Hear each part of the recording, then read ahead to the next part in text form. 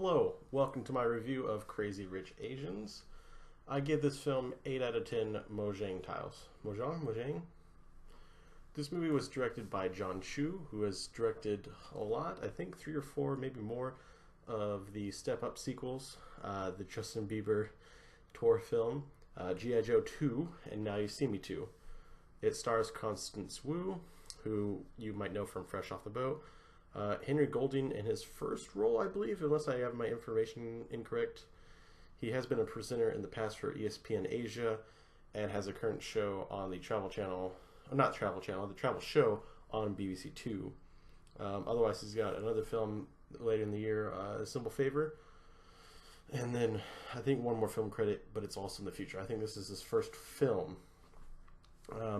Also, Awkwafina is in there. We know her from Ocean's 8. Loved her in that. Loved her in this.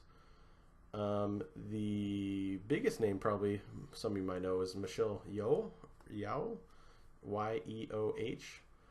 She's of Crouching Tiger, Hidden Dragon fame, Tomorrow Never Dies, Kung Fu Panda 2, and some others. This is the first Asian-led film or studio film since the Joy Luck Club and from 1993, as in the entire cast is of Asian descent. All in all, PG-13 film, so parents, nothing much to worry about. One F-bomb, they use the one freebie to keep it PG-13. Other than that, not really hot and heavy scenes. It's not a PG-13 50 Shades of Grey. It's definitely not that. So it's fine. If your teenager son or daughter wants to go on a date with it, it's perfectly fine. The movie itself is adorable. It has so much going for it in a positive way. The cast chemistry is grand. Extra characters make sense with the background or position they're giving, so they don't come off as extra, like unnecessary extra, or just extra to be extra. It just makes sense. No characters are super annoying. Even if you don't agree with me on that, there's such a huge cast of characters that if you find one or two annoying, you know, those two will definitely be gone and out of the picture eventually and only pop up sporadically from there. I bet if you have another book, it'd be a lot easier to keep track of the massive cast of characters. Like, for instance, if you've read Game of Thrones or Harry Potter, and you've read the books, and you know who, you see whose mom is this, you know the mom and all the kids, and you can start connecting the dots a lot easier. If I had read the book, it would be a lot easier to keep track of all the characters. There's just a lot, and there's so many that I want to know and want to remember the names of that it's hard to keep track of. But they're all so good, it doesn't really matter. You're just like, oh, I like that guy from earlier in the scene. Like, I wish I remembered his connection. If he was a cousin, was he married into the family? Was he, how is he related to our main character? Well, not our main character, but our main character's boyfriend. So that's it. I enjoyed it. Let's go to the spoiler zone. Spoiler zone. There's a third act split up like there is in every other romantic comedy ever. This one's a bit different though. Instead of the girl or the guy doing something stupid to where it POs the other one and they have to break up and they come back last second, it's forced on by the mother of the boyfriend, Nick. Nick is the boyfriend and Rachel's the girlfriend, the main character. Nick's mother has been, well, I guess if you see the ads, that she don't like Rachel at all.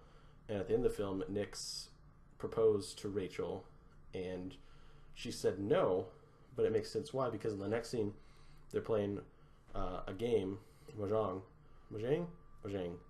I'm so sorry.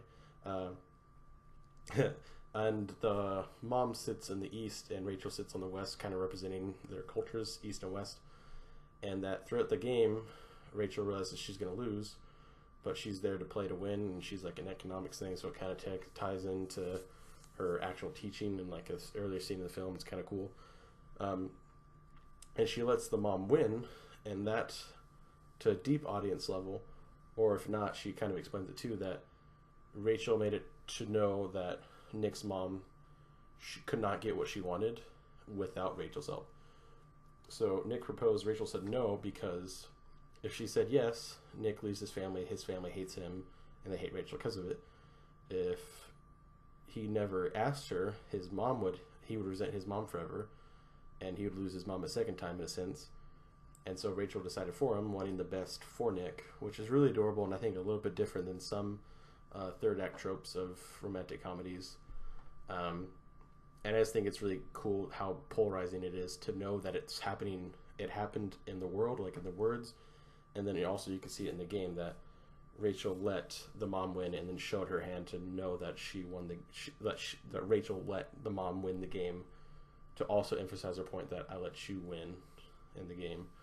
Oh, come on, okay. Sorry, it was unblurred there for a second. I have a really crappy camera.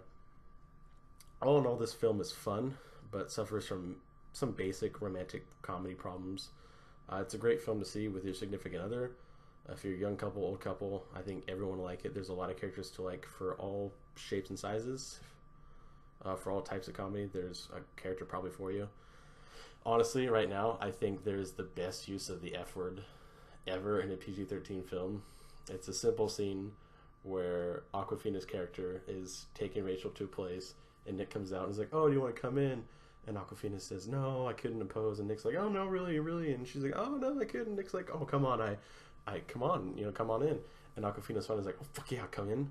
And then it's just beautiful. I think it's a really witty when some people actually use the F-bomb for a witty reason. I did enjoy the film, like I said. I think it's a good time. I saw it with my girlfriend. We enjoyed it a lot. And I think it's been the busiest film I've seen. I saw it twice. And both the times, earlier than its release and a week later, last night when I went and saw it again, all of them were full. The last couple movies, Teen Titans Go, even Mission Impossible Fallout, The Meg, all of those were half or less than half full, but both of the Crazy Rich Asians have been really full.